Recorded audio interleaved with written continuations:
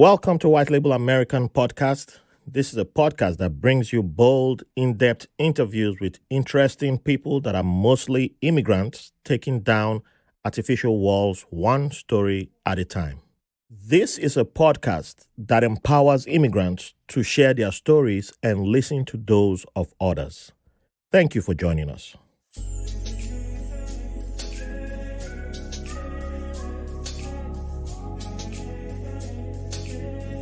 Welcome to a brand new episode of White Label American. I'm your host, Raphael Harry. Thank you for joining us today.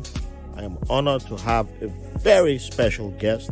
And before we begin, I would like to thank everyone who's been showing love and support, giving us 5 stars on your favorite podcasting platform. If you haven't done that, wait, what you waiting for, man? The weather has changed. Spring is here. Be a nice person, you know. Don't make me come find you in your dream. So, hey, do the right thing, you know. Otherwise, I might send John Wick after you, or Bayaga. You don't want Bayaga coming to find you. You know, it's an immigrant podcast, so we can pull a scary person from each person's culture, from any culture out there. And I might pull one from Mali too. You know, we have a Malian hiding in the studio here, so don't make me do that. So do the right thing. Go to www.whitelabelamerican.com. You can give reviews over there. 5 stars only. If you want to give less than 5 stars, Baba Yaga will come find you. So you can give us donations. We accept dollars, pounds, sterlings, euros. If you want to give naira, man, bula bula will come for you too. So you know, Nigerians know what I mean by that. So yeah, we don't do that here too. So with that being said, we don't want to waste time on any other thing. Buy our merch, give us love, show love, and we'll show love back to you. You can support us on Patreon for as low as $3. We have The Last of Us discussions over there. There's more shows we're talking about. Everything Everywhere All at Once. We have Wakanda Forever and other good shows. Immigrants love to talk. So, you know, we have other things we're talking about. And maybe the African Nations Cup and other things will be coming up too. So, what else? Yeah, I think we've done all the announcements. So let's jump to today's guest. You know, I'm more interested in the guest. So we have someone who's based here in New York. She's responsible for Breadfruit Media. It brings a couple of podcasts that are under her company. Bridge to You, Carry On Friends, Strictly Facts. I've been loving that podcast. You know, it's I've been learning some great history from the Caribbean just by listening to Strictly Facts. So, man, it's just fantastic the work that she's been doing. So, with that being said, let's meet Kerry-Ann Reid Brown. She's a fantastic woman, entrepreneur, mentor, leveraging her expertise and years of experience to give feedback and guidance to help podcasters develop and grow. Welcome and thank you for joining us. How you doing today, Kerry-Ann? Thank you. Thank you for having me. I loved your intro. If we are going to send anybody, you know, the Jamaicans will have the duppies coming for any listener who has a support. I love that word, dubbies. Duppies. Yes. See, that's why I love Jamaicans. You know, they always have Jamaicans. Your lingo always just make me excited and happy. So yeah. You We're know, all family. Yeah, well, big time. I think from the first time I came across anything Jamaican, it's always just been love. So, yes, straight up family. So, welcome again. How you doing today? I'm doing good. I'm excited, looking forward to having a wonderful conversation with you today. Me too. So, let's go to the very beginning. Have you ever wondered what the meaning of your name is and if there's a story behind it? Which name? My personal name or Breadfruit Media? Let's start with your personal name. I mean, Kerry-Ann, there's a running joke. Almost everybody in the Caribbean is an Ann. Kerry-Ann, Shelly-Ann, Stacey-Ann, Terry-Ann, Tony-Ann. There's a lot of Anns, and that is a holdover from our British colony. Wow. The name Kerry is actually Irish Gaelic, and Anne, of course, is a nod to the Queen. as a lot of places in the Caribbean, not just Jamaica, has Anne. So you have a parish in Jamaica called Saint Anne Mm-hmm. and all that good stuff. So yeah. Wow. I did not think about how many Anns. Yeah. Kerry's a county in Ireland. Kerry-Ann, Shelly-Ann, Stacey-Ann, Tony-Ann, all the Anns. Katie-Ann. There's a bunch of Anns. So a lot of times when I say I'm Kerry-Ann, people are like, "You're Caribbean, right?" Yeah. Like, yes. Wow. That means wow. Yeah. So if anyone is a Secret Service agent from Jamaica, they definitely can't go with Anne. No, they Yeah, can't go with Ann. that's got to strike that out. Okay, wow. And so Kerry also speaks because I know there's an Irish history with Jamaica. Yes. So that Kerry also speaks to the Irish history. Yes. Mhm. The Irish is what the British Empire at the time they used to be the overseers on the plantations. Or the Irish would go, if they were criminals, they would go and serve time and be like the hands on the plantation and so forth. So Oh wow, wow, wow. and you could learn some of that on Strictly Facts because we Yes. talk about Jamaican language, Caribbean language, and where that came from. And there's some Irish mixed and English and African language mixed in the Jamaican Wow. language. See, wow. That's why I love this question because you just you don't know what Open up the whole new world. opens up so much and like man, my brain is just going pop pop pop pop pop pop pop pop. I'm trying to suppress like calm down, calm down. Let's stay on track. Let's stay on track. So so Kerry-Ann is a combination of two names brought together as one. Yes. Right? Okay. Yes. So that would be two different meanings. Yes, but I prefer Kerry-Ann. A shortened version of my name is held for very personal relationships like my mom, my Okay. husband, Yeah. and my siblings. So Okay, good. Kerry-Ann is the name I prefer. Okay. And was there any particular story as to why you were giving those names Yes, there is. that you can share?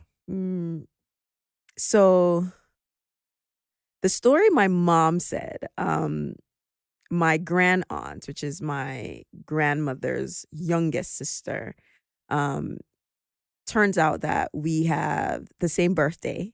And there was a whole lot of drama around when my mom went into labor, and she did the honor of giving me my name because her husband's, so basically her sister-in-law. So a whole bunch of people were involved in picking my name, but Wow. it came through my grand aunt and her sister-in-law liking the name Kerry-Ann.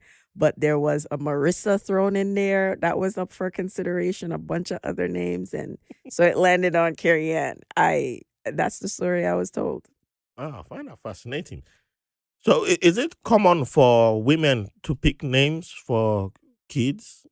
I don't know. I mean, my experiences with my children, it's a very democratic approach. Yeah. I give all the options and people might put in names and I tell everybody to vote on it and we did a combination, but I'm extra. Right. So that's how my kids got their names. But there was a story and I'm not going to say it. My brother, my grandmother had a name that they wanted to give my brother, and my uncle was like, "No way," and he did not get that name. So I would say that the choosing of names is an equal opportunity process with men and women. Okay, I like that. Yeah, because I know some cultures have it can be names can come from women, some can come from men, or so it's I like I use this question to also find out about different cultures, Right. and so Yeah, no, I don't think Jamaican culture specifically Mhm. have, even though I guess traditionally most of the Caribbean, it's a matriarchal society in a Oh. way. Like women are centered. It's confusing because then there's talks of patriarchy, but the women they are the center of the family in some ways, Yeah. depending on the makeup, I guess. But it varies. Everyone has a different family setup. Okay. I know my grandmother was the boss. That's Wow. Awesome. So, with that being said, can you introduce us to where you were born and what your childhood was like? So yeah, I was born in Jamaica, and I had a great childhood um, because I come from large families. So my grandmother was one of nine, and so you can imagine her siblings, their kids' kids, And one thing about growing up in the Caribbean, we don't say first cousin, second cousin. You're just cousins because We most do of the that too. time you're all living a similar vicinity. So I had a cousin across the street, next door, down the road, down this road. So everyone was everywhere. Yeah. And then on my dad's side, it was just I just had very large family, and it was, you know, one of my cousins made the joke that said, your foot didn't touch the ground until you were 3 because I was the first baby. And so they Ah. spoiled me a lot. Oh, fascinating. Yeah, so all the guys spoiled me. Because I have uncles. I have only uncles. And so they just took me around, and I was always in somebody's hand, and they were like, yeah, for the first 3 years of your life, your foot didn't touch ground. You were a queen. They love to remind me of that. But I had a good childhood. I loved being around my family. I was always around the old because I was so young and everyone was older. Mhm. It was just being around them, observing them, admiring them. They were football players. My dad was a big football player. He passed away last year, and when we had his funeral, his coach was talking about when my father did a head dive for a ball, and there's like nobody would have done that, and he was just known as this big baller. And I have a lot of family members who are just really great soccer football players, and Yeah.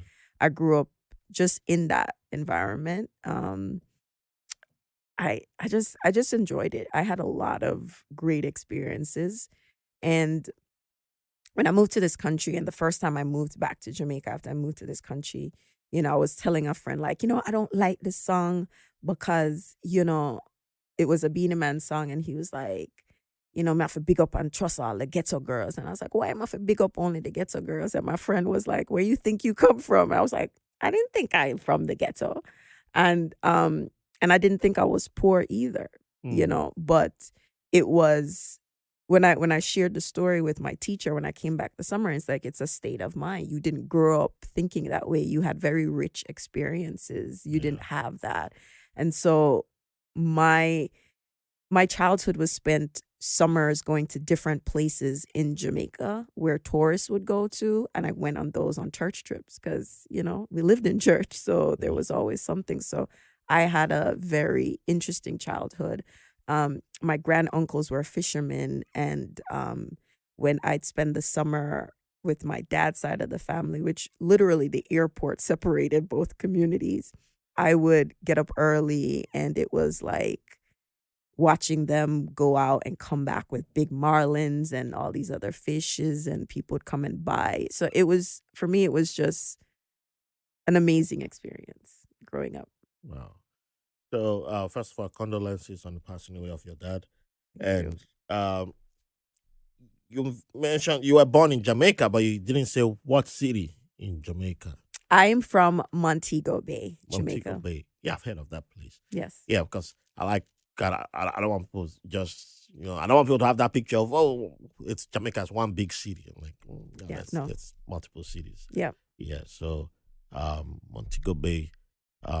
Wait, where am I? I'm thinking of somewhere else.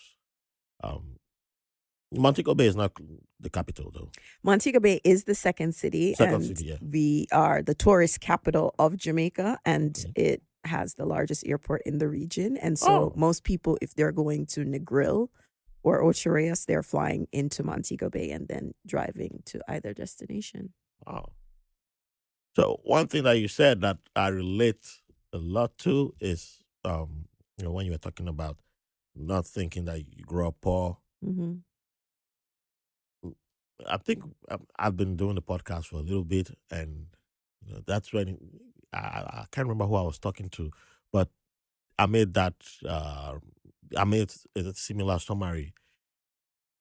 Looking back, there were times when because I knew people who were poorer than Yes, myself, right. You're and comparing yourself. those were the people I considered poor. Poor. Yes. But there were days that I 100% remember clearly where there was no food in the house, and I'd been saving my pocket change and all that, and the family didn't hide it, but we knew there was no food, and I had nieces and nephews, and my mom was like, we'll have to wait until she gets to work and see if they'll finally get paid. She was a senior civil servant, a federal civil servant, and I was like, oh, I got some change on me, but if can I borrow you? Or like, maybe if I say borrow, like, but then I was thinking it was the way I said it back then as a kid, as a teenager, I thought I had my shoulders pumped up, but I think she used borrow, like, okay, can you borrow me, to make it sound like it wasn't like she was in need, Right. but to make me feel good that it wasn't like we're in dire straits. Right. And I felt, oh yeah, I'm coming to the family's rescue. But Right. yeah, things were bad because there were periods where, even up to now, it's still happening in Nigeria, where the federal government doesn't pay certain workers for a long period of time, depending on what job you do. And how are the people supposed to survive? So what if the families, how are they surviving? People don't consider that. So there are people who have to go borrow, people who have to take drastic measures. And we faced that a couple of times. And it was money I'd been saving. Mm-hmm. And then there were times where I'd be like, okay, give back that money I owe, that you owe me. And then like, Right. who pays the rent in this house? Do you Right, pay rent and right, all that? right. And, so Right. that's, as a kid, that's what I was remembering. I'll be holding grudges. Right. For me, I mean, as an adult and a parent, you look back and you're like, oh, okay, there were some challenges there. But in the moment, as a child, I did not think I was poor. I think how I related that I wasn't well off because how our house was structured, right? Yes. So, and it's so interesting. I was having this conversation the other day with my husband. So, our house is the front half of the house is what we called a boarded house, right? It has like, regular rooms. It has an enclosed veranda. And then the back of the house was concrete, right? So it had different structures. And so in that way, I was like, well, I don't have a fully concrete house, right? Yeah. But as we watch like HGTV and we're looking like, that's the type of house we grew up with and didn't like it. And now they call it shiplap, and that's literally the structure of our house, the front part of the house.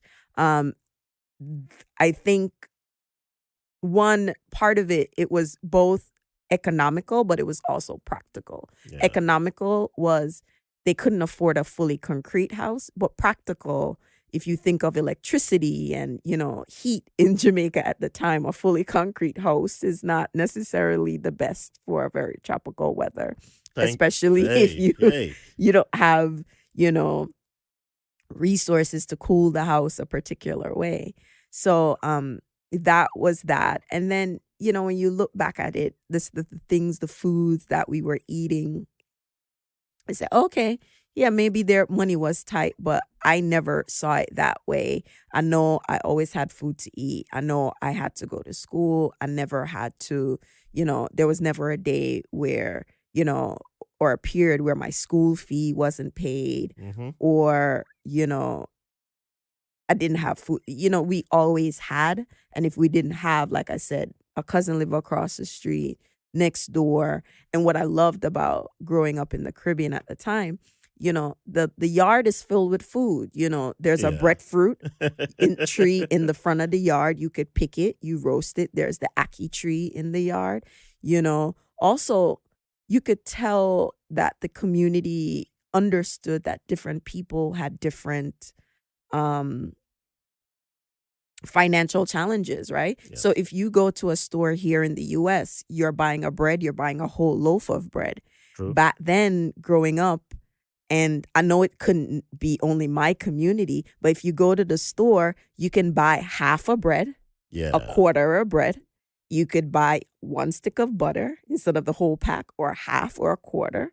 Instead of buying a hand of bananas, you could buy 2 fingers of bananas. Yeah. Right? So the community accommodated for people We in had their similar. different, scenarios. So like we grew up in a house where there was indoor plumbing, we had electricity, so we sold ice, to our neighbors because they wanted dinner and cool drinks. So we sold ice. Or my grandmother would make certain pastries and she'd sell that. That's another way that she was able to bring income in.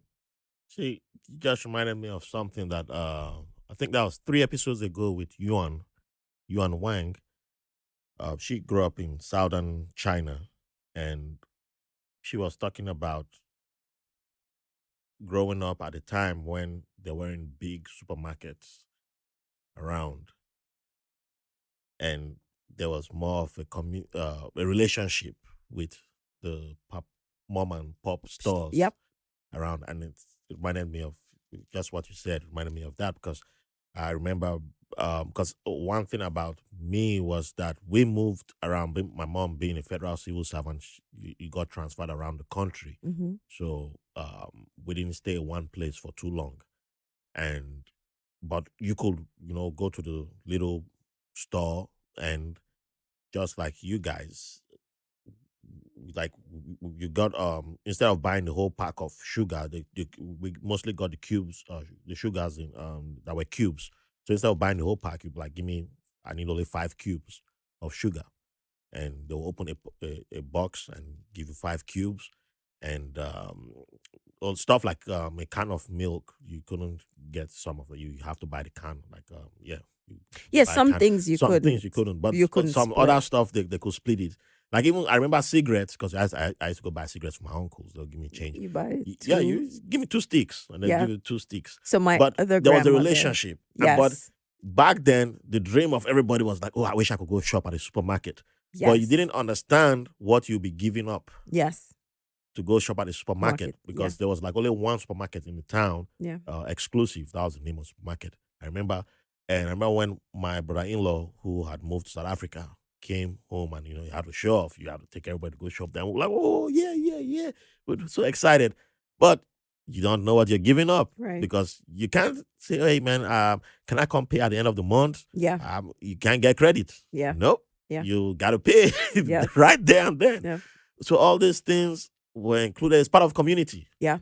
But we don't know. We Yeah. don't understand all that. There's So- no accommodation. So the story I told about selling the ice and Mhm. the pastries, that was my grandmother, my mom's mom. So Yeah. my father's mom, when I visited her, she was the think of it like the night corner store. Yeah. So she had the same little, sandwich biscuits, the cookie cream biscuits or whatever we call them. Mhm. And, after the regular mom and pop shops closed at night, they would come and knock and say, can I get 2 Rizla, 2 cigarette, 2 crack, And I used to love playing shop because, it was the only time I got to do that exchange in the currency, Also, my brother and I loved it because then we ate all of the stuff that we liked. But it was, to me, I'm not trying to say that, as an adult, I can see as adults, they had challenges. Yes. But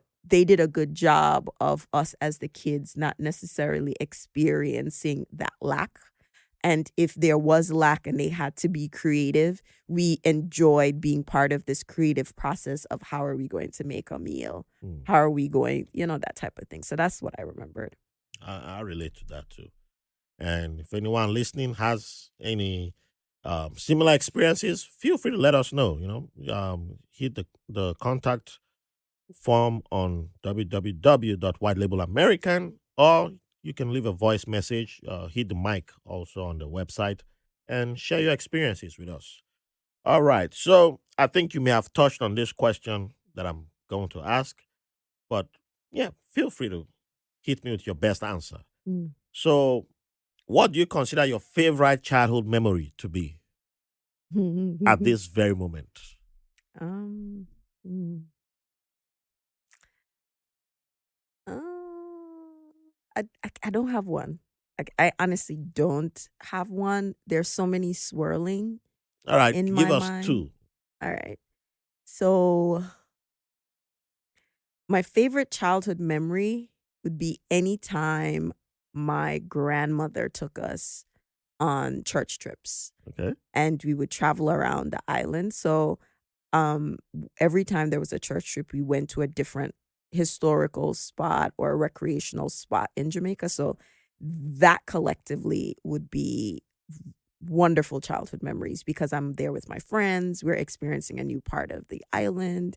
So I loved it. We've gone to so many places. Lover's Leap is a beautiful place in Jamaica. The story is two slaves. It's, couldn't be together and they jumped off the leap, the Oh. cliff to their death. Is there a song about that? I don't know. I don't know. It sounds familiar. Lover's Leap, and then we've gone to Treasure Beach, which Mm-hmm. is most people know Jamaica for white sandy beaches and Yeah. blue. Treasure Beach is black sand. Oh, And wow. yes, and it Wow. has waves almost like I guess if you would want to go surfing, you'd try the beach at Treasure Beach because the water is more conducive to that type of water to do surfing. And that Wow. was amazing. That was like, wow. I've never seen this and I've lived in Jamaica, so it was beautiful. That is amazing. Yeah. I've never heard of Black Sand Beach in Jamaica. So Yes. that is, I don't think you can quantify that experience. That Yeah, is it's different. just, yeah, It's completely different. I that was is. like, the water is rough. Why is there so many waves? But it was just like, this is a completely different experience. And if I told anyone that we did this, they wouldn't believe me. So those collective trips were wonderful. A childhood memory, my first concert my dad took me to was Reggae Sunsplash. Reggae Sun Splash. Yes. Remember And that? yeah, There's a show, Reggae Sun Splash, on Sundays on State TV. wow. Wow, I can't remember the last time I saw that. You just brought a memory that I've forgotten about Yeah. completely. So yeah, that Ah. was one childhood memory that I really loved. I got to see the first time I saw Beres Hammond perform. So this was like 1992. First time I saw Beres Hammond perform, first time I saw Buju Banton perform. And then a childhood memory would be 95. This is when Buju first came out with his Till Shiloh album. I was in Jamaica at the time. Mm-hmm. And his video, a lot of the visuals from that album was shot in and around Montego Bay. And his I Wanna Be Loved video, I remember being in the area trying to get from one side to the other side, and it was all blocked off because he was filming.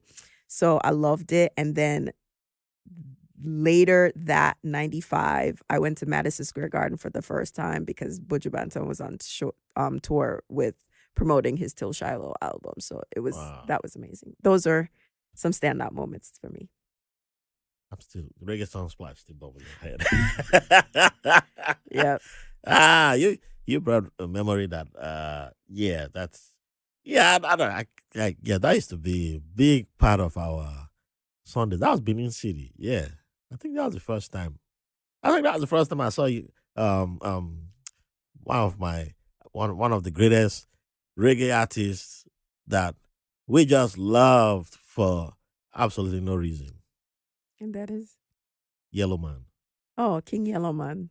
Zunga zunga zunga zang. He don't know. He doesn't know how many fans he has in Benin City who are of my generation because I think he may have been the first albino we had seen singing. Yep. And then we realized that we had Africans who were albino singing too. Albinos, yeah. But we just love seeing him. I remember kids, all the kids were my age, and we were like, wow, you just see this. Wow, look at this yellow guy singing. Wow, we're going to, woo. It was, and they show him on Sunday. This show will come up on state TV. And we're like, whoa. At first, I think I used to be mad that, because I think they stopped showing cartoons and they replaced it with Reggae Sun Splash. So that used to be a lot of anger at first, but then later on we start bumping our head. Like the music's not bad though. Yeah. Reggae Sunsplash was a really big festival for many years in Jamaica. Yeah. And a lot of people came down. It started in the late 70s, early 80s. And it was 7 days of shows, and it would Wow. go all the way in the overnight to the wee hours of the morning. And it was just something. It was just like an all night thing. So now so Reggae Sunsplash is no more, Oh but there no. is Reggae Sumfest, Oh, and that was Sumfest. Okay. because a change in venues and stuff like that. And Reggae Sumfest still happens every summer. Okay. And it's actually coming up, but it was a big part because Reggae Sunsplash and Reggae Sumfest, they are both based in Montego Bay. So as growing up in Montego Bay, you Yeah. get to experience that. Wow. That's well, shout out to Montego Bay, but I'm glad I got to see that on TV, and Yeah. that's it's like it had been erased from my memory. I'm glad I'm helping to Yeah. jog some memories. And I don't think because we always amazed back then as kids, like, who are these people? Where all these people come from? Like, you Right. always see the crowd, you're like, wow. Like, yeah, but there was no information about where they're performing, Hmm. where's this concert at. So it always looked like, I think to our kid memories, mindset back then, it's like on the day of the show on the TV, then the crowd just shows up. Like, wow, this is amazing. That's how we took it back then. That's one of the discussions that we had as kids. Right. It's like, wow, these musicians, anytime they're singing, look at the people that just show up. Hmm. It's amazing. And they call it Reggae Sunsplash. Wow, Right. on Sunday, these people don't go to church. They just come here. Yeah. Oh man, well, ignorance is a bliss. I have to hit up some of my classmates now. Be like, hey man, I solved the riddle. People plan months in advance. They're starting promotion. You buy your tickets. You're there for the whole 7 days. And recently, my friend's father passed away, and at his memorial service, his friends were telling the story how they were at one night at Reggae Sunsplash, and they wanted to see Dennis Brown perform. And it was 7 a.m, and Dennis Brown didn't hit the stage yet. And Oh, by the no. time they left, it was 11 o'clock in the day, 9 or 11 o'clock in the morning. And I was just like, it's just so fascinating. But as kids, because we grew up and that was part of our culture, we didn't realize, like, my gosh, you've been here all night into the morning. The sun is blazing and Wow. you're at this concert. So yeah, it's a big thing. Wow, this is Yeah. it has to be one of the best. This gone up. This gone up. I'm ranking it as one of the favorite childhood memories for me. All right. So we're going to take a quick break right now, and when we'll come back, we're going to jump into your arrival in America, Mm. and then we'll get to Breadfruit Media. Hi, everyone. If you're new to the podcast or a returning listener and you enjoy what we are doing here, did you know that you could enjoy more of our content and also support our work via Patreon? For as little as $3 per month, you get access to loads of bonus content that you'll find nowhere and be the first to the latest news. Don't miss out. Go to patreon.com/White Label American Pod, or just search for White Label American Podcast on Patreon. Patreon. Welcome back, and thank you for staying with us. So, Kerry-Ann, Mhm. you decide to, you make the migration to United States. Was there any particular reason for New York, or was there, a reason for United States, instead of United Kingdom, like many others tend to go, or Canada? Or... my immigration was not my choice. Okay. So my mom, she moved to the US, New York specifically, because her father lived here and he filed for us because that was the immigration option at the time, that when you have family you could bring other family, and so Yeah. that's how we ended up in New York. I didn't learn until 2013, 14 that what my mom did was unusual. So my mom came to this country and she brought all of us with her at the same time. Oh. And yes, so we were all figuring out life in the US at the same time.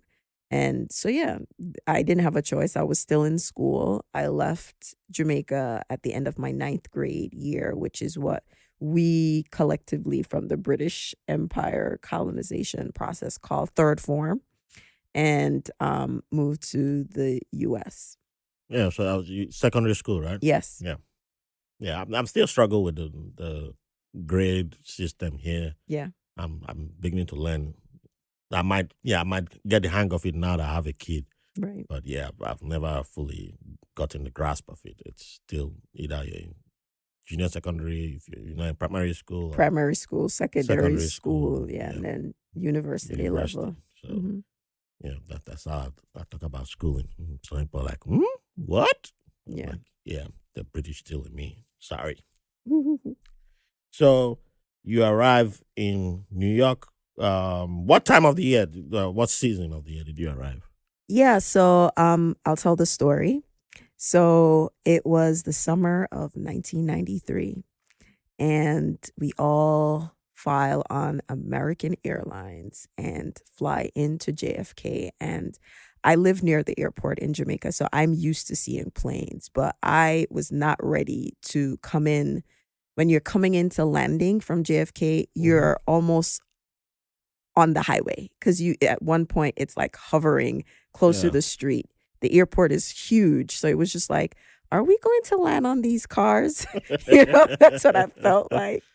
And so we landed at JFK, and my uncle picks me up with the rest of my family.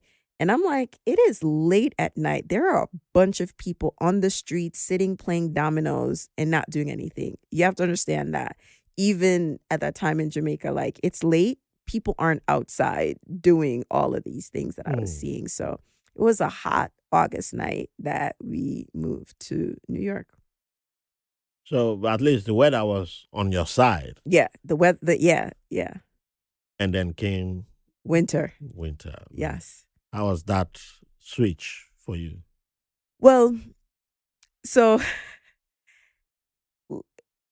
well, there was a gradual build up to it. So even though winter was coming, as Caribbean kids, we're still outside standing on the step, kind of looking, because this concept of always being inside the house was still kind of new. Mm-hmm. So growing up, you know that you have the house and you have the yard, you can't go outside the gate. Yeah. So because in Brooklyn there's no yard really, you're Yeah. standing on the stoop and you don't leave the stoop. So as it was getting colder, I'll be on the step like shivering but looking up and down the block because I'm not used to just being inside the house. Mhm. And when winter came, I remember the first time I was like getting ready for school, and I'm like, they're like, you should take a shower the night before. And I'm like, I don't do that in Jamaica. You take a shower in the mornings. You take a shower first thing in the morning. Like, what is this Exactly. mess about not bathing in the morning to go? And I tell you, took that shower and went outside. I was like, Ooh. Lord Jesus. Woo-hoo. Like, Yep. So, adjusting to those things. Or I remember my hands being cold and I came home and turned on the hot water and washing my hands. And I learned very quickly, don't do that again, Yeah. because it made the frostbites worse. Yep. So just having to learn how to dress, dress warm. Mhm. I didn't like to wear hats, but I had to put something on my head to wear layers. That was an adjustment that nobody can accurately prepare you for. True. True. Yeah, Yeah, the shower one, yeah, that's another one I'd forgotten about. But I was 25 when I arrived here, and so you think you think I'm like I got this. Don't give me no advice. Yeah, even Yeah. from the airport, I already said that a couple of times. But I already joined the Navy. I joined the Navy shortly after, and then so you're supposed to be grown. Yeah. When you first come here, that's an adjustment. Once you've lived here, I think it's like nothing to get up in the mornings to shower and then get ready to go out. But when you're first adjusting to the weather, they were just like, you want to ease yourself into this So I arrived situation. during winter. They just Oh, asked for I arrived November 1st. So right. Virginia and then Northern Virginia, and it was the cold already began. Mm-hmm. And well, it's still nice, but for me, coming straight from Nigeria, that was winter already. And I was like, hell no, this is terrible. And then, joined Navy. Well, I survived, then joined Navy, move, go down south, Mississippi, come back. November again, I'm down in Virginia Beach. I don't have a car. You had to walk to your duty station. And I still got that mindset of you got to take a shower first thing in the morning. Yeah. So you're doing all Yeah. that, and then you now go outside and ooh, the Yeah. wind and And to just even lotion yourself properly, yeah. I don't even try to look at some of the photos Yeah. back then because I know I was ashy. you Yeah, know, no. or even adjusting to the time change. I remember when the time changed, I was like, 3 o'clock. It is dark out here. Oh, Like, yeah. what's happening? Like, I was just like, I'm not used to this lifestyle. You went from 9 o'clock light outside to wait. We lose 1 hour of sleep because I come from Jamaica. We don't observe daylight savings time. So wait, what? You gain an hour. So whatever the situation was, you gain an hour because you're falling back, right? Mhm. And then it gets really dark, and you're just like, why night come so quick? So those adjustments were just part of the acclimation. Just it was just a culture shock. Yeah. So going through all that, Mhm. how did you navigate when it was time, the decision making when it was time for you to go to college? Um, I went to the school that gave me the most money. I mean, the family was very excited because I got accepted to a lot of colleges, right? Yeah. So applied to, I think at the time you were encouraged to apply to 4 CUNY, 4 SUNY. So CUNY, City University of New York, SUNY, State University of New York. And I applied to a bunch of other schools. And I got accepted to a school in DC, and my uncle was like, go here. And I was just like, I don't know if I wanted to go here. So everyone at my school, teachers had different ideas of the schools that they wanted me to go to. And I ended up, you know, the other thing of note was college was 2 years after I came here. So I was still new here. So the idea of going away to college, I don't know if I was fully ready for that Yeah. because I was still new to the country. Mhm. Um, and so I ended up doing a compromise. I stayed in state, but stayed at a college that was in Pleasantville, Briarcliff. So it's like Oh, maybe an okay. hour and a half Yeah. outside of the city as opposed to going away. I'd probably make different choices now, but it was hard, you know, navigating that. Cause again, my mom came to the country at the same time. So, we are all learning about this college process and what it involves. But yeah. So you were staying on campus? Yes, I did stay Okay. on campus. Okay. So that was another um Yeah, it was another experience. experience Yes. entirely, and but that also probably helped to create the Kerry-Ann that we have here today. Well, yeah. My experience in college is a little different because I guess culturally, like you told the story that your uncle sent you to the store to buy the cigarettes, Yeah. right? But you wouldn't dare smoke that cigarette. Oh, right? hell no. Exactly. Right? The same thing. They would send you to the bar to buy stuff. So you wouldn't dare. So I grew up around this where alcohol, cigarettes or stuff was there, but you didn't use it, right? Yes.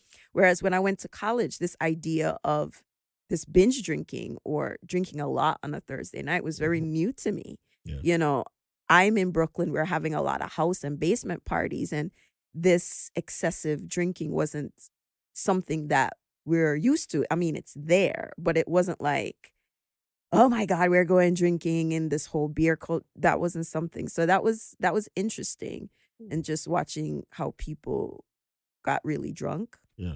and how beer was a big thing, and I didn't necessarily relate to that. So that was also a very new experience. And um, Thursday night was the party night, and I guess it made sense because people went home on a weekend, whereas we're coming from a culture where it's like it's Friday, we go party Friday and Saturday, right? So it Yeah. was just very different. It was in a way getting to see other cultures outside of my immediate culture, my Brooklyn enclave, and just experiencing a wider culture. Yeah. So a gentleman who was on the podcast not long ago, and I was actually going to introduce him to you. He's going to listen to this episode anyway, so he will know I'm talking about. Right. He's of Caribbean heritage, but he grew up in Africa, Mm-hmm. and he has a wonderful story. He's here in New York, and yeah, I was already thinking of introducing him to you.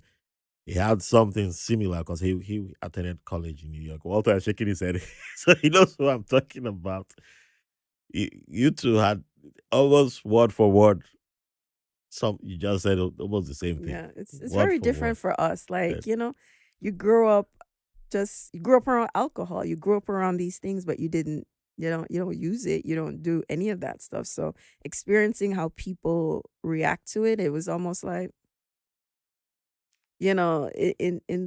in those moments, I'm grateful Yeah. because I feel like it led to maturity, and I made some good decisions, Hmm. or wasn't put in a position where I'd have to make a poor decision, because I was just like, I don't really care for alcohol, and I'm okay with that. And another thing that it, it remind me of is so I had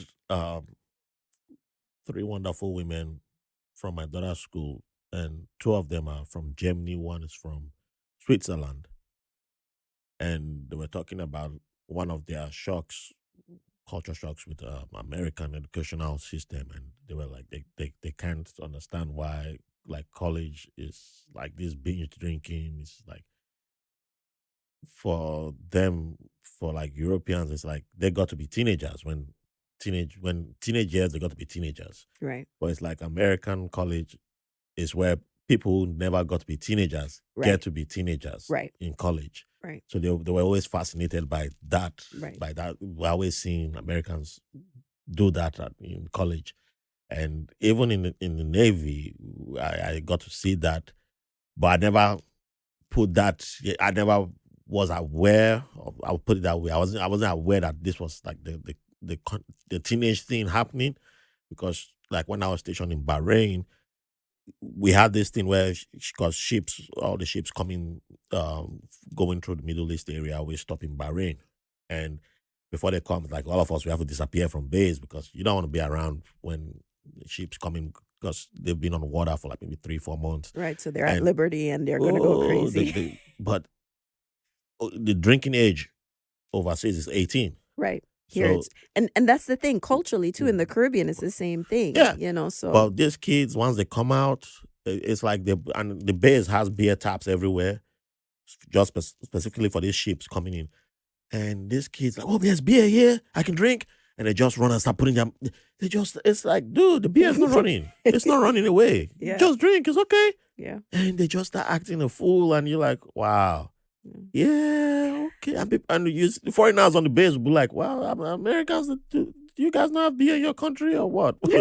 What's happening here? Right. People just be staring like, wow, these Americans? They're like, oh yeah, it's Americans. It's, yeah, it's I don't know how to tell you, man. Just let's go outside and hang out outside of Right. base, and like, wow, Americans passing out and falling down everywhere. They're like, I don't know if you want to make a video, you can make a video. That's fine. Yeah. Just it. So, but by the time you start looking at that and then looking at the college binge drinking, like, oh yeah, it's something that Right. people never got to be teenagers and they just start. It's like, oh, I'm free now. I'm free. Oh, let me drink everything now. I'm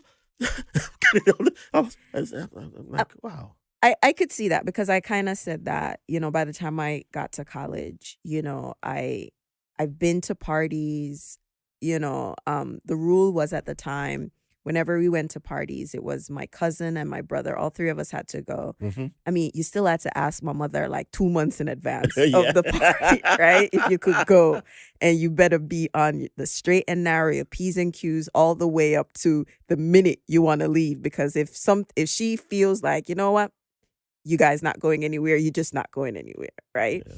So we had those opportunities to go out by ourselves, even though we were, still in high school, under 17, 18, but we just knew we had to be responsible. And also, there's a level of trust that they Yes. gave us that we just said, you know what? We honored those in those moments. So like if mommy said, all right, you guys could go, but get home by 12 o'clock. We're like, all right, let's reach home by 11:45. So the next party, we were very strategic about the approach. But there were moments where mommy definitely was just like, she cramped our style. We were just like, all right. She said, come home 8 o'clock. I'm like, 8 o'clock? When she talk about come home 8 o'clock, and then my mom came up to school and was like, didn't I tell you to come home? I was just like, yeah, that was. I'm laughing because that same for us. Yeah. Yeah. There was another incident. And where, we looked for all the legal loopholes we could use to. listen, there was another incident where we were at a party and there were gunshots, not at the party, but in the neighborhood. And I don't know how my uncle whip around the car. He had a old school BMW, and he comes home. It's like, you don't hear gunshots, and all three of us had to pile into the car. We were like, but it's not happened at this party. He's like, I don't care. Let's go.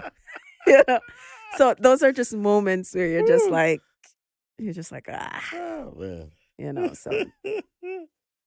Oh man. Shout out to the uncles and mama. Yeah,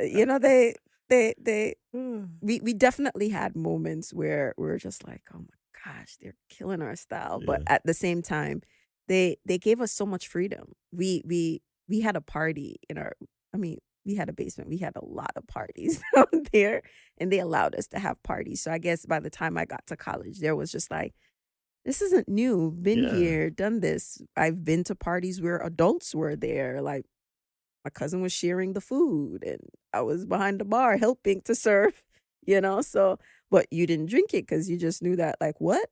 You did what? There you go. So. There you go. True. So you in college, how did you know what career path to when did you decide this was the career path you were going to go with? Was it before you got into college or while in college? My career path has how I ended in my career, because even though I do podcast production, I still have a full-time job. Mhm. And my career has always been meandering. I lean into wherever it takes me and leads me. Um, the one thing I knew for sure was in high school, I had the opportunity to do moot court and mock trial, and did that competitively in high school. And so I just knew I wanted to be a lawyer. And as the episode that you said you listened to with Shamira, maybe I didn't actually practice law, but I get the talking and the podcast into lawyerly activities. But I went to my second college because I transferred to another college, and I took some pre-law classes, and I was just like, I like this idea. I like the theory, but the writing that accompanies being a lawyer was not something I was feeling at all. And I ended up just doing a bunch of different things before I ended up back into law, working as a paralegal, leaving the legal field and just working the way where I am.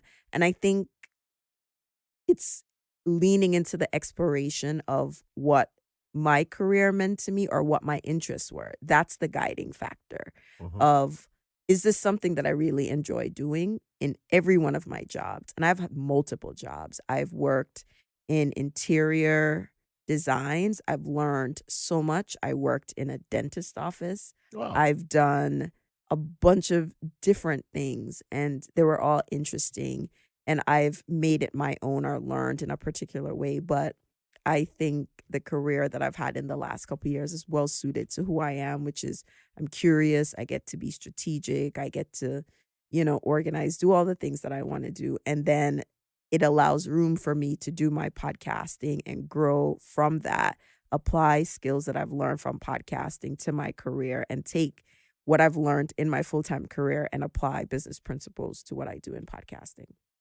Fantastic. So I just got to ask because I know you said the writing, you couldn't deal with the writing with the law. That's what kind of put you off with law. Now that we have AI, a lot of AI helping, if you had AI around then to help with the writing, would that have changed your perspective on law? Mm, no. Not the chat GPT type. I'm just on the writing side.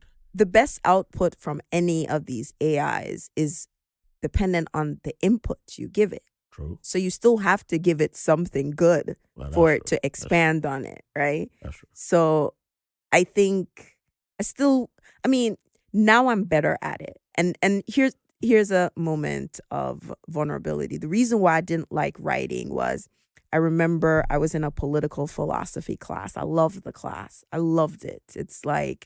It was like Talking Head 101. It was just like a bunch of talking. We were talking about, everything from Thucydides to everything. And when it came to doing the finals or midterms, and I'd, write the essays, teacher was like, your writing is crap. This was, Hmm. and so my final for that class, he was like, I can tell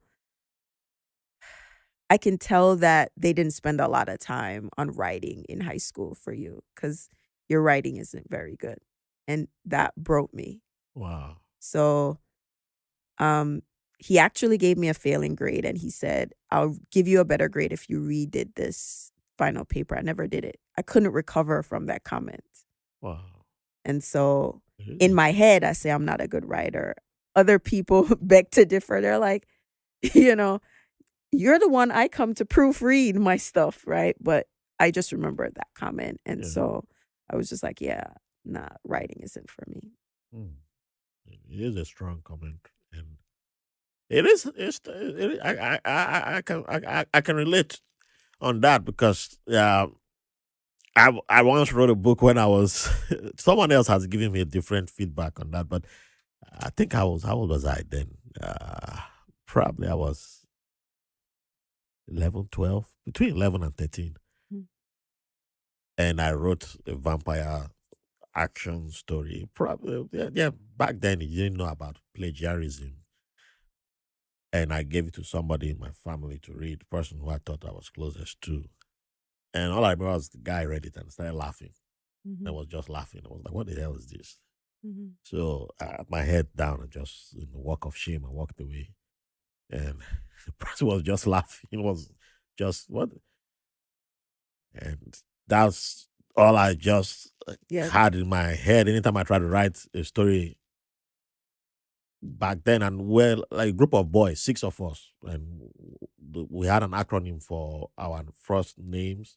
Well, not our first names. We had our names, and for some reason, we ended up with Boston Boys. I don't know. I don't know why we ended up with Boston, but yeah, we formed Boston with our names, and we all love to write. We just loved reading and decided we're going to write. And I never brought a story Mhm, after that. And then down the line, I started from arguing about soccer. I will start writing, and somebody will invite me to write on our website. And that was the first time I will end up, I will do a podcast, but I will have stage fright because I was the only black person there. I claimed back then that was because I thought I was trash, that there was a journalist who was on the panel. I didn't think about a journalist inviting me to come talk on a podcast with other Right. journalists, what it meant. But I said, oh, I was the only black person. In my head, I said, oh, I wasn't a journalist. I must have said trash. I refused to listen to it. This was in like 2010. It was black. I blame myself. I was the only black person there. I just stage fright and all that. And by the time I got stationed in Middle East, one day I just couldn't write. I Right. just couldn't. I mean, it was the same thing for me. But I try to write stories every now and then. I don't know. I just can't write a story. But it's like that flash. I always have that flashback to that Yes. memory of the person laughing. And then one day the person hit me up, and I've proofread the person's book. The person wrote like 3 or 4 books down the line. And I think over 20 years ago, the person one day just out of the blue hit me up. I was like, hey, I remember you wrote one book when you were a kid. What happened? Yeah. Why didn't you ever write another story? I heard it was a lovely story. Why didn't you write? I said, do you remember your reaction when you read what I wrote? Mhm. He said, I thought I told you did a good job and all that. No, I was like, no. it's not the same. It's not the Nah. same. But the person did not remember what he Yeah. told me. He claimed, oh, I thought I praised you. I said, nah, No. man. It Yeah. was a laugh of shame. Yeah. I mean, it was the same thing. And what I've done over the years, I journal a lot. I go through a lot of That's what I need to do. journal. I just journal every day, just kind of journal. So I got past that I can't write situation, Mhm. but then I had a recent encounter and something similar. So I'm like, I'm not writing a book. I'll stick to just doing my journal.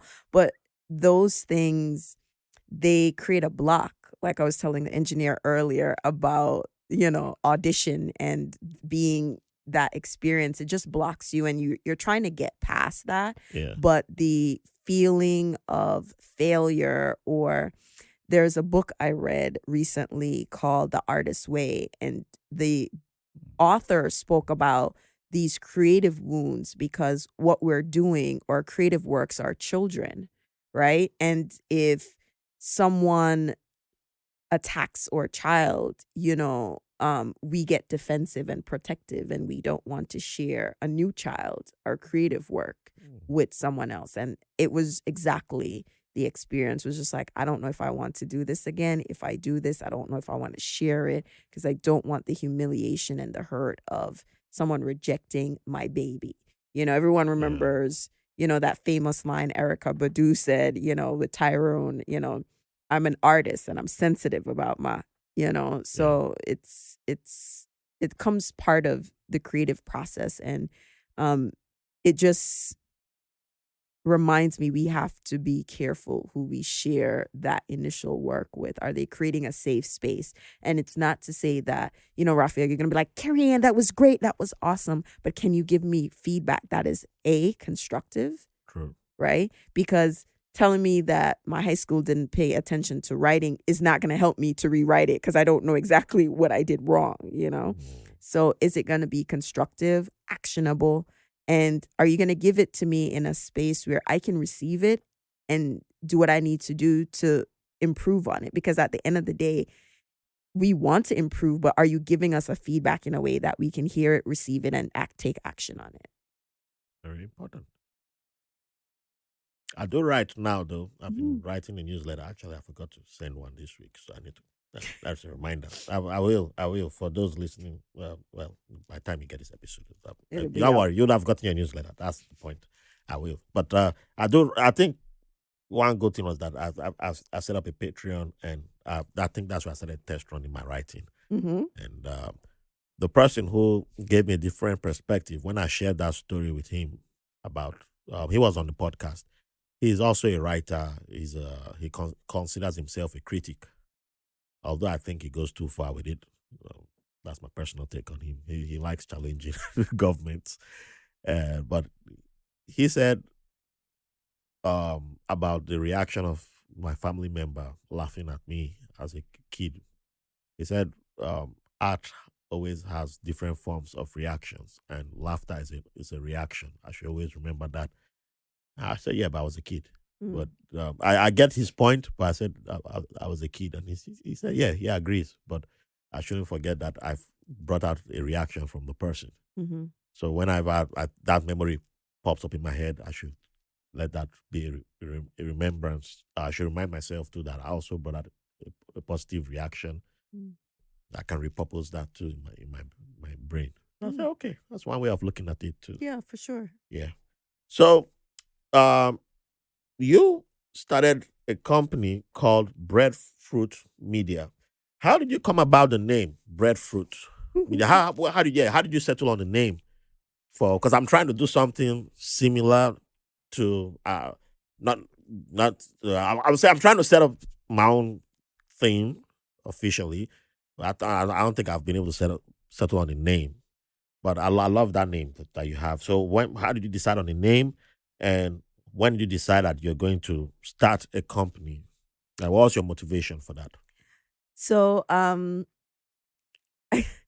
I came to this name was out of exasperation, really. Huh. So, let me back up a little bit. So, one of the things that I was experiencing after doing my own podcast, I launched my podcast, Carry-On Friends, January 2015. And around 2017, I was feeling exhausted because there's this pressure on creatives that if you're doing this thing, you got to make money. You got to make money. And so you spend a lot of time focusing on how to monetize it and less time on really doing that creative work, Yeah. which is why you wanted to do this. So it becomes this work, this drudgery of what am I going to do to make money? And it's like somebody else is always telling you that this is not doing enough to make money. And at the same time, my grandmother, who you've heard me talked about since we've here, she passed away. Turned out I was pregnant. So there was all these things happening and I was just exhausted. And I had to take a step back and said, if I never made $1 from doing this podcast, would you still want to do it? And the answer was unequivocally yes. So I had to take a break. I needed that break emotionally. And I went to a podcast conference. My first time I went to Podcast Movement in Anaheim in 2017, and I met someone. And he said to me, he's like, why did you stop? I said, I didn't stop. I did a pause because I'm grieving. I'm grieving and I'm pregnant. And there's a lot of emotions going on right now. I need to check myself because almost every episode I'm like whimpering because I missed my grandmother. And the last time I was pregnant, she was here. So there was just this cycle of emotions. And he was like, you made a commitment to record. You should record your podcast. I said, 1. He said, 2, what else is happening? I said, everyone is saying you shouldn't focus on the Caribbean. It's too small. They're not checking for you. And he was like, don't let nobody tell you that, And he was like, you are doing something good. You're focusing on your lane and that's it. And he's like, you could even do much more than what you're doing. And at that conference, a bunch of people said, you should be doing more with Caribbean podcasts. And I was like, I don't know if I want that responsibility. I'm just trying to record my next episode because at that point I had told the audience that I needed a little break just to breathe emotionally. Right. Yeah. And so in 2018, I've had the baby, I've restarted the podcast. And it was just like, I didn't want to say I'm bored, but I said to my friend, what if I quit the podcast? What if I just stop? And they were just like, what? They couldn't believe it. And what I realized, I was going through what I recognize with a lot of artists, you get creatively burnt out. And I was experiencing a creative burnout and I needed something different to do. And so I was like, you know what? I'm just going to figure out what I'm going to do. At the time, I had a guest on the podcast and they had a podcast and I was giving them feedback on the podcast. I'm like, you should be doing this. Why did you do that? This is crazy. You should be doing that. And they were like, why don't you edit our podcast and produce our podcast? I was like, what are you talking about? And that was the first time I realized that editing or production or being a producer was an option. I didn't even think of myself producing my podcast. I thought I was just the host. But I am the producer of the podcast. And so my friend, I was telling her to do her podcast, and she was like, I will only do it if you edit it. I was like, great. Because of my experience in legal, I was like, all right, if I'm going to do this, there has to be a legal entity. Yeah. And so I was just like, all right, what am I going to call this? I was looking at what everybody else was calling their stuff. And I was like, I don't know if I like that. I don't want to do this. And I was complaining to someone. I was like, I can't find a name for the show. Might as well just call it Breadfruit Media. And they were like, for real? And I was just like, no, I'm just playing. Because I was trying to find these other names, fancy names. And they were just like, no, I like that name. And I was like, okay. And then I sat on it and I was like, breadfruit. Well, it could work. Breadfruit is the one thing that every Caribbean country agrees is called breadfruit. And as I was doing more research, I was like, breadfruit is the one thing that every country in the world agrees is called breadfruit. Wow. I'm going to call it breadfruit. Breadfruit is a colonizer plant because it originated in Polynesia. And the British took it from Polynesia to the Caribbean, Africa. And that's how breadfruit is all over the world. Wow. Right. Yep. Awesome. Awesome. Great story. Yeah, I never thought about breadfruit being from Polynesia. I think I always thought it associated with Caribbean. Yeah, we do. And if you look at the plant, it is adjusted in shape based on where it resides. So it looks different in the Caribbean. Yeah. It's evolved, right? Versus what it looks like in Polynesian cultures. But that's where it was originally taken from. So you've been in podcasting for a few years now. Yep. What has been your greatest, let me see, what do you consider your greatest accomplishment as the founder of Breadfruit Media? I would say the ability to help others create their own shows. I love that creative process. I love giving people that experience or partnering with people for that experience that they could create something and they can make it amazing and beautiful and entertaining and informative. I really enjoy that process. So what I consider success is if we start a new show and I'm able to let it be as successful or more successful than the podcast that I created in 2015. That is the benchmark.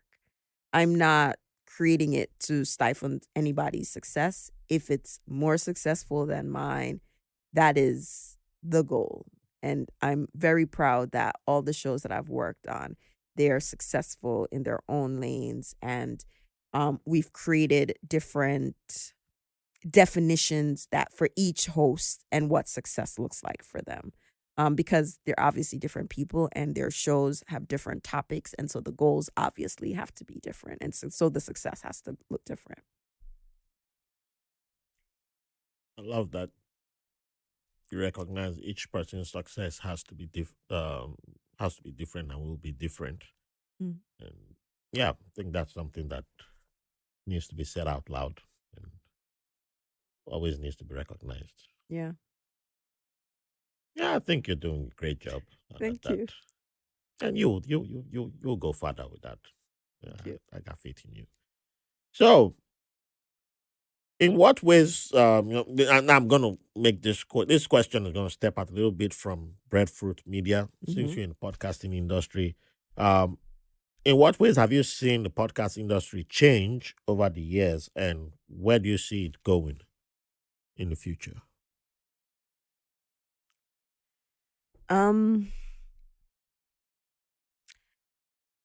So if you had asked me this question in 2021, I'd have an answer. The truth is, in the last couple of years, I've taken a step back from the industry-ness of the podcast, and I've really just focused on the audience. Okay. I think it is great that the industry is doing all of these new things with technology, but the industry still has not mastered how to reach audiences, new audiences. It's still so I decided to take a step back and focus on the people who listen to the podcast. Yeah.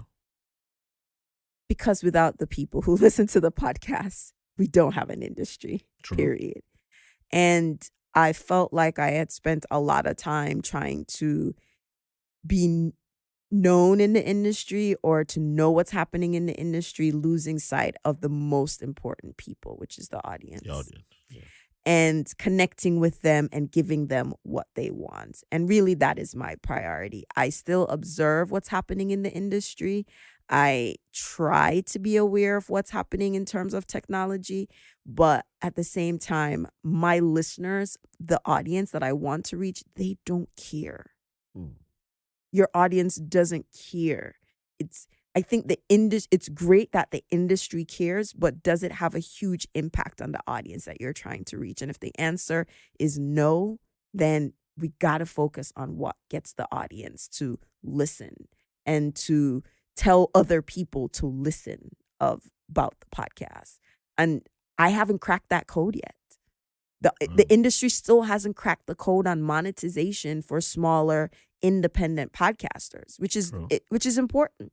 90% of this industry, okay, let me be more conservative. 80% of this industry is independent podcasters. It's you and me who are just creating stuff. Yeah. The rest is a really small, and they're like reflective of or regular society. You have the extremely rich, the very poor, and those in the middle. And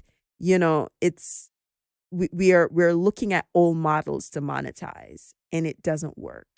And we have to figure out a better way of compensating creators or educating advertisers. Advertisers, are you doing based on volume, or are you doing it based on the relationship the host has with the audience? Who are you trying to reach? Are you still saying 1,000 downloads per episode is still the benchmark when you have a host that they're getting 300-400 downloads an episode, but that audience is so dialed in?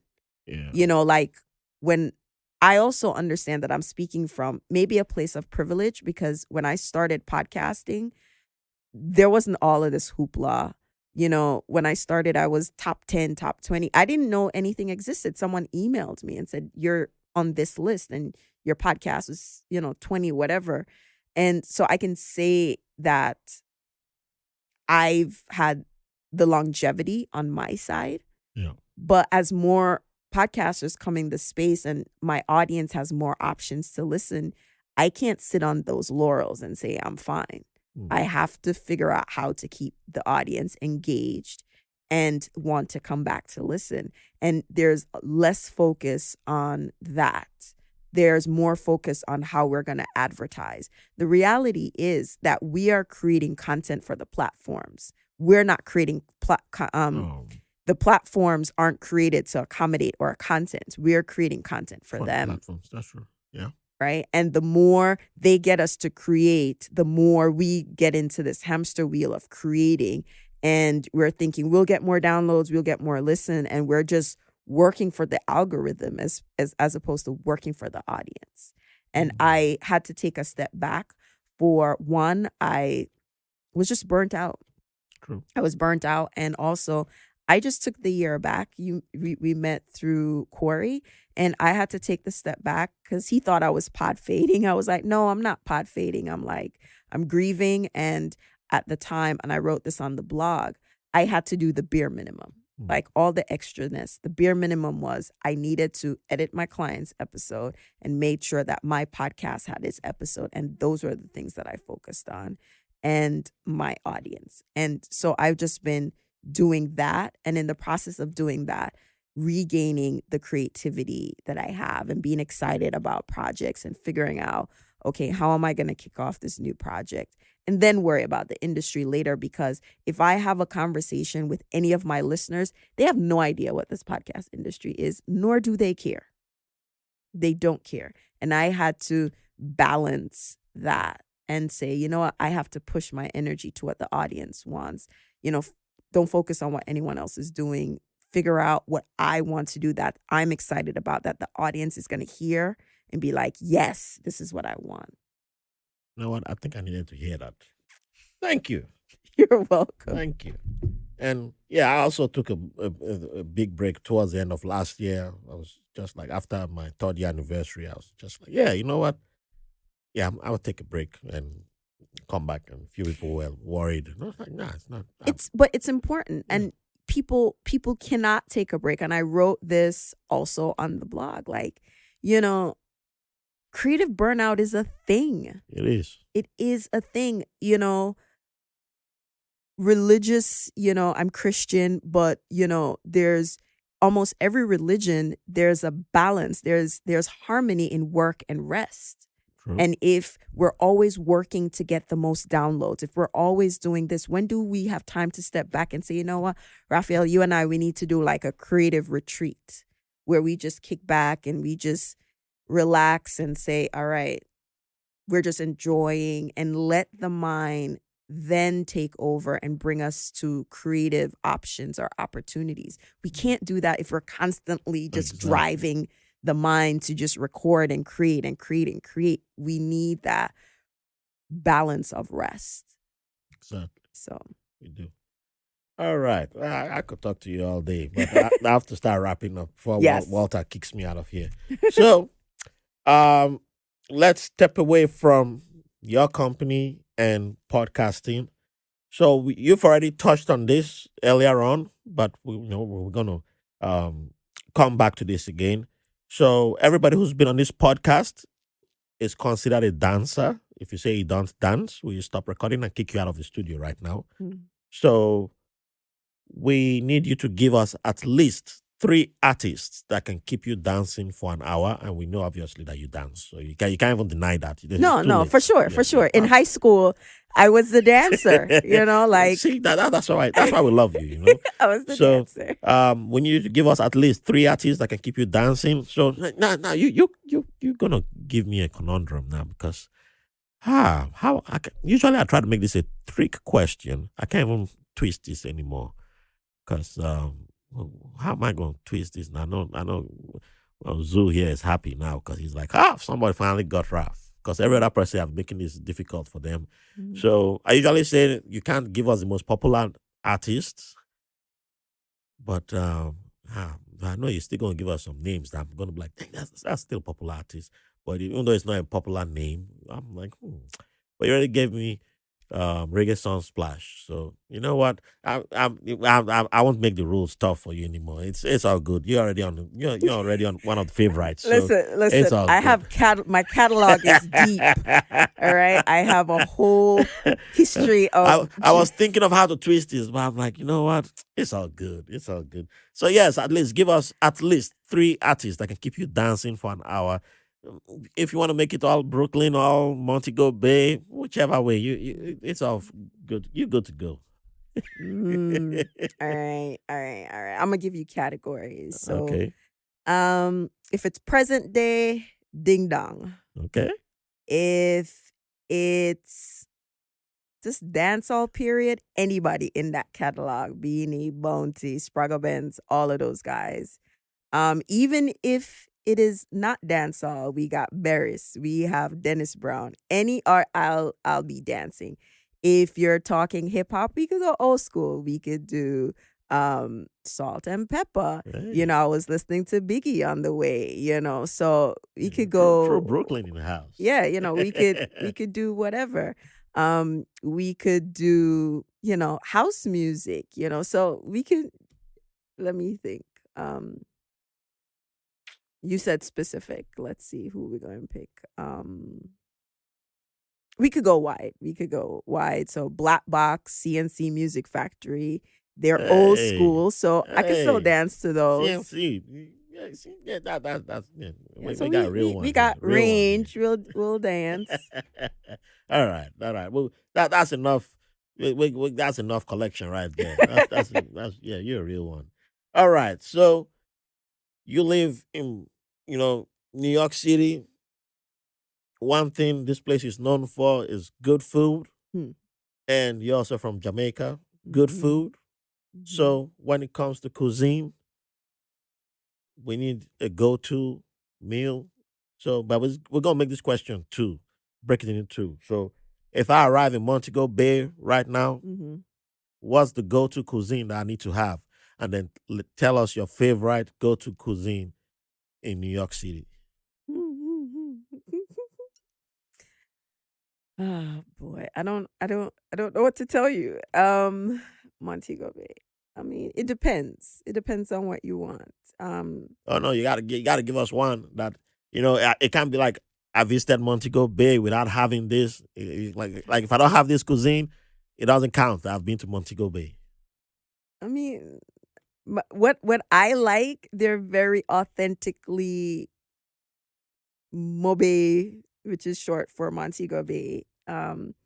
So my favorite place is it's not a food, it's mm, I don't know what you call these things, but it's like a cracker. It's big. So they're really big biscuits, as we call them Oh, okay. culturally. Mhm. And it's from a bakery in Montego Bay called Regal, and we call them Regal. So they're these big round biscuits. I love them. And you could try it. Um, the other thing is, I'm staying away from the traditional jerk chicken and all of those things, right? All right. Because everyone's gonna tell you to try them. Um, if I wanted you to try something, there's nothing like Devon House ice cream in Jamaica, so I would say try that. All right. You know, it's just amazing ice cream. Um, and then you can't go wrong with seafood. You know, conch soup is really good. You know, so that's what I would say. Okay, that might be tough for someone like me, but yeah, yeah. Well, Conch is fish, well, seafood pescatarian. You know. yeah, yeah. I'm from a riverine tribe. Fish, we love a lot of fish, except me. If Yeah, it's I'm like not. roasted fish, then Yeah, I don't really eat fish, so we yeah. have something in Okay, common. yeah. I don't care for That's the fish. that's why we're cool. That's why Yeah. we're cool. That's for other people. You guys Yeah. go eat conch soup. Yes. So yeah. Yes. All right. So can't thank you enough for coming on the podcast. Final question: what Mm. would you like to leave the audience with? This is a freestyle moment. All yours. Wow.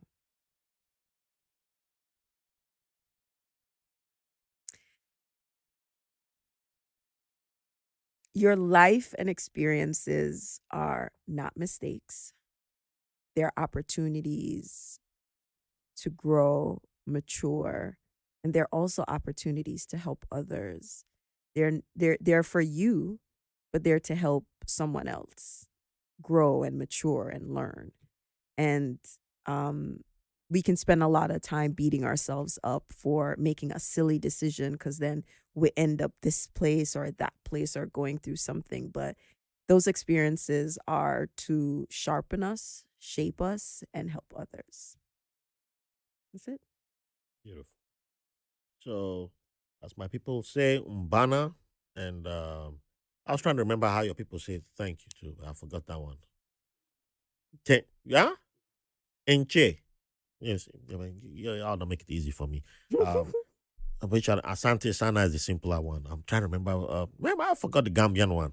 See, so many people have taught me how to say thank you on this podcast. I keep forgetting each and every one of them. But Dankeschön is my missus. That's that's an easy one too. But all to say thank you for coming on the show. Thank you Please for let the people having know me. how they can reach out to you and how they can find your awesome podcasts on your company's network. So Oh, you could go to breadfruitmedia.com and Breadfruit Media social media. My podcast, Carry On Friends, at Carry On Friends, and carryonfriends.com. That's typically where we are. Oh yes, and please do check them out. I've been enjoying them. There's great history. I've been learning about the Caribbean, and wow, yeah, man, just know that I've been updated. I've been updated and I've been upgraded. And please, yeah, then for everyone listening, if you have any memory you want to share, don't forget you can go on whitelabelamerican.com and yeah, hit the contact button, hit the microphone. It's 2 minutes. So if you talk longer than 2 minutes, it cuts you. So you can leave as many messages as you want. Nice messages. If it's not nice, hey, you know what I'll do? I'll cut you off. So thank you for the privilege of your company. See you next week. Thanks for listening to White Label American. If you enjoyed the show, please give a 5-star review on your favorite podcast app. You can follow the show on all social media platforms. Visit the White Label American website for links for donations, episodes, feedback, guests, merch, and newsletter. Don't forget to download the free White Label American app on the Google Play Store and Apple coming soon. Thank you for the privilege of your company.